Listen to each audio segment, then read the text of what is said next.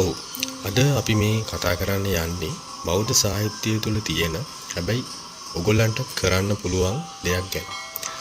ඔයගොල්ලන් අහලා ඇති මේ අපේ බෞද්ධ සාහිත්‍යය තුළ සමහරක් වෙලාවට සඳහන් වෙනවා හිතෙන් ඒ කියන්නේ අපේ සිතුවිලි වලින් තව කෙනෙකුට පණිවිඩය යවපු අවස්ථා. ඒකට මේ වගේ අවස්ථාවල් ගැන සඳහන් වෙනකොට අපි මේ වගේ දේවල් ඔය චිත්‍රපටි වලින් එහෙම දැකලා තියෙනවා. ඔයගලන්ට මතක ඇති. දැන් උදාහරණයකට අපි X-Men චිත්‍රපටය බැලුවොත් ඒ චිත්‍රපටයේ ප්‍රොෆෙසර් සේවියර් එහෙම නැත්නම් ජීන් ඒ වගේ අය මේ Tamanගේ හිතෙන් තව කෙනෙකුගේ හිතට පණිවිඩය යවනවා. ඉතින් මේ වගේ දේවල් බටහිර හඳුන්වන්නේ ටෙලිපති කියලා. නමුත් මේ බෞද්ධ සාහිත්‍යය තුල ටෙලිපති ගැන කතා කරන්නේ නැහැ. ඒ වුණාට මේවා දකිනකොට ඔයගලන්ට සමහරවිට හිතෙන්න පුළුවන් මේ වගේ දේවල් තියෙනවද, මේ වගේ දේවල් කරන්න පුළුවන්ද වගේ හැඟීමක් එන්න පුළුවන්.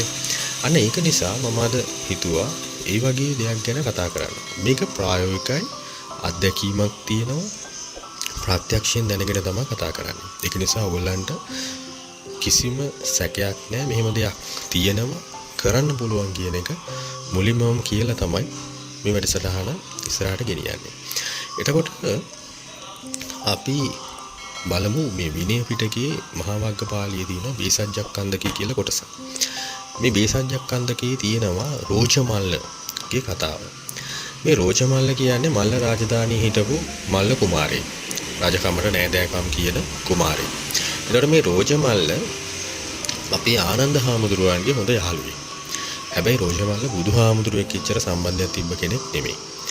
දවස් එක්තරා අවස්ථාවකදී බුදුරජාණන් වහන්සේ තීරණය කරනවා පිරිවර සංඝයා වහන්සේලාත් එක්ක මල්ල රජධානී සංචාරය කරනවා. ඉතින් මේ සංචාරය කරන බව දැනගත්තාම මල්ල රජදරුවෝ කරන්නේ නියෝගයක් පනවනවා මේ බුදුරජාණන් වහන්සේව පිළිගන්න නොයන සංග්‍රහ කටයුතු නොකරන අයට දඬුවම් දෙනවා කියලා. දැන් මේ දඬුවමට රෝචමල්ලත් යටත්. හැබැයි රෝචමල්ල යන්නේ නැහැ බුදුරජාණන් වහන්සේ පිළිගන්න. ආනන්ද හාමුදුරුවෝ මේක දකිනවා. ආනන්ද හාමුදුරුවන්ට මේ ගැන හරිම කනගාටුයි. ඉතින් ආනන්ද හාමුදුරුවෝ බුදුරජාණන් වහන්සේට කියනවා මේ රෝචමල්ල කියන්නේ හරි හොඳ කෙනෙක්. මගේ යාළුවා. හැබැයි මොකක්ද හේතුවකට මේ රෝචමල්ල බුදුරජාණන් වහන්සේ ගැන එච්චර කැමැත්තක් නැහැ. ඔබ වහන්සේට පුළුවන්ද මගේ යාළුවට සහනයක් වෙන්න, සහායක් වෙන්න. මොකද ආනන්ද හාමුදුරුවන්ට ඕනේ රෝචමල්ලටත් සදාකාලික සන්තෝෂය ලබා දෙන්න. ඉතින් මේක කරන්න පුළුවන් බුදුදහමෙන් විතරයිනේ. මේක තමයි ආනන්ද හාමුදුරුවන්ගේ යාළුවෙක් විදියට අවශ්‍යතාවය. මේක බුදුරජාණන් වහන්සේට කිව්වහම බුදුරජාණන් වහන්සේ නිශ්ශබ්දව ඒක ඉවසනවා. ඊට පස්සේ ඉතින් දැන් බුදුරජාණන් වහන්සේ සංචාරය කරනවා මල්ල රජධානී. රෝචමල්ල නැහැ. එක්තරා වෙලාවකදී බුදුරජාණන් වහන්සේ රෝචමල්ලව දකිනවා. මේ රෝචමල්ලව දකින බුදුරජාණන් වහන්සේ තමන්ගේ මෛත්‍රී සහගත සිත රෝචමල්ලට පතුරවනවා. බුදුරජාණන් වහන්සේ තමන්ගේ සංචාරය කරලා පිණ්ඩපාත වැඩම කරලා විහාරයට වඩිනවා.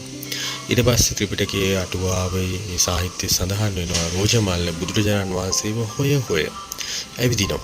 කොහො බුදුරජාණන් වහන්සේ? කොහෙද බුදුරජාණන් වහන්සේ?